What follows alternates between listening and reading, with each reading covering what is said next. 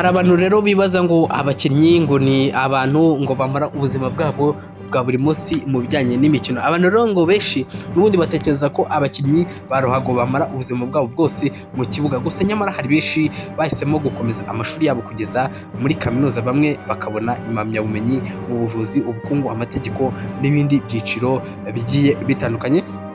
Tugiye kurebera hamwe rero bamwe mu bakinnyi bazwi bagaragaje ko bishoboka guhuza amashuri n'umwuga wa ruhago. Ni abakinnyi 10 twabateguriye tugiye kubagezaho bafite digiri cyangwa se bize kaminuza cyangwa se bize amashuri y'ikirenga, bakaba ariko babifatanya bombi n'akazi ko gukina umupira w'amaguru. Duhere ku mwanya wa 9. Ku mwanya wa 9 turabona uwo bita Joan Mata. Joan Mata yize ibintu bya marketing ndetse na sport science. Urumva ko ni yinuza twavuga ko iyi faculty ya sport science hano muri Afrika kenshi ntabwo ikunze kugaragara, ariko muri bino bihugu by'i Burayi usanga ari faculty ikunzwe kwigwa n'abantu benshi batandukanye, cyangwa se abantu bakunze kwiharira ibintu bya siporo cyangwa se biyeguriye umwuga wa siporo. Uyu rero akaba ari Joan Mata uri ku mwanya wa 9. Ku mwanya wa 8 turasanga uwo bita Giorgio Chiellini yize ibyo bita business administration.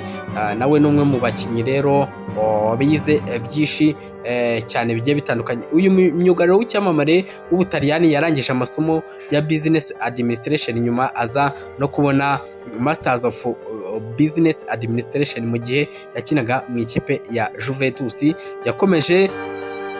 Akaba yarakomeje rero amasomo kugeza arangije. Wahoze akinira Manchester United, Chelsea na Valencia, afite impamyabumenyi ya marketing ndetse yize na sport science muri Espagne. Akunze kuvuga ko amashuri yamufashije no mu micungire y'ubuzima bwe nyuma ya ruhago. Ku mwanya wa 7 turasanga bita Vincent Kompany, yize ibyo bita Master of Business Administration cyangwa se afite masters muri business administration. Uyu Vincent Kompany ngira ngo afite n'ubundi inkomoko mu gihugu cya Repubulika Iharanira Demokarasi ya Kongo. Uyu wahoze rero ari kapiteni wa Manchester City yabonye masters muri Manchester Business School.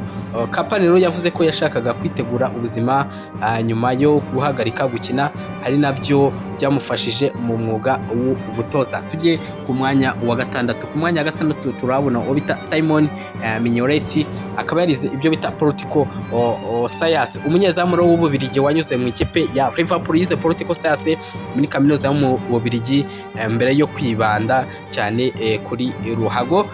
Ku mwanya wa 5 turasanga uwo bita Yuto Nagatomo, yize ibintu bijyanye na economic. Mu myugariro w'igihugu cy'Ubuyapani wakiniye Inter Milan, yarangije economics muri Meiji University, imwe muri kaminuza zizwi cyane mu gihugu cy'Ubuyapani. Ku mwanya wa 4 turasanga uwo bita Socrates yize ibyo bita medicine.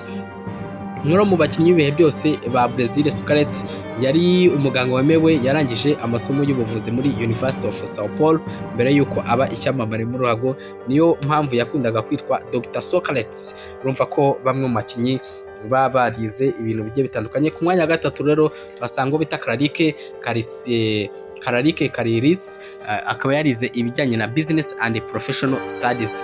Uyu wahoze akinira ikipe ya Baniri ndetse na Queen's Park Rangers, yarazwi cyane kubera ubwenge bwe. Yarangije amasomo muri business and professional studies ndetse nyuma aba umwe mu bayobozi b'ishyirahamwe ry'abakinnyi mu Bwongereza. Ku mwanya wa 3 turasanga uwo bita Shaka Hislop, yize mechanical engineering. Uyu yahoze ari umunyezamu wa Newcastle United ndetse na West Ham, yabonye impamyabumenyi muri mechanical engineering muri Howard University muri Leta Zunze Ubumwe za Amerika mbere yo gukina ruhago nk'umwuga. Ku mwanya wa 2 twasanga bita Dukani wa Timor, yize ibyo bita economics. Wahoze akinira Sunderland na Millwall, yabonye impamyabumenyi muri economic and business management muri Newcastle University, ayigari nako akina ruhago yabigize umwuga.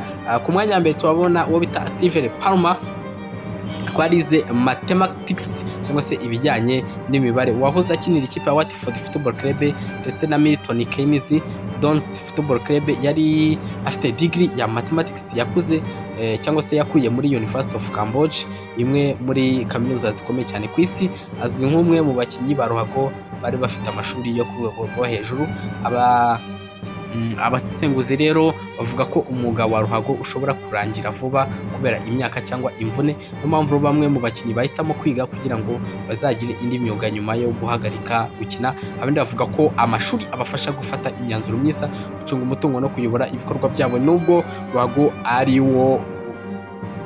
ruhago ari wo wabagize ibyamamare, aba bakinnyi bagaragaje ko amashuri na siporo ushobora kujyana. Impamyabumenyi zabo rero zagaragaje ko gutsinda mu kibuga bidasaba kureka kwiyungura ubumenyi, kandi ko kwitegura ubuzima nyuma ya ruhago ari ingenzi nk'itsinzi yo mu kibuga. Niba utarakanda subscribe, nkanda subscribe ubundi njye nkugeza ibintu byinshi bitandukanye. Ese nk'ubu nkawe unkande subscribe ukakanda like ukajya muri comment ukareba akantu wandikamo cyangwa se ukongera mu undi mukinnyi wabuzi wize kaminuza byako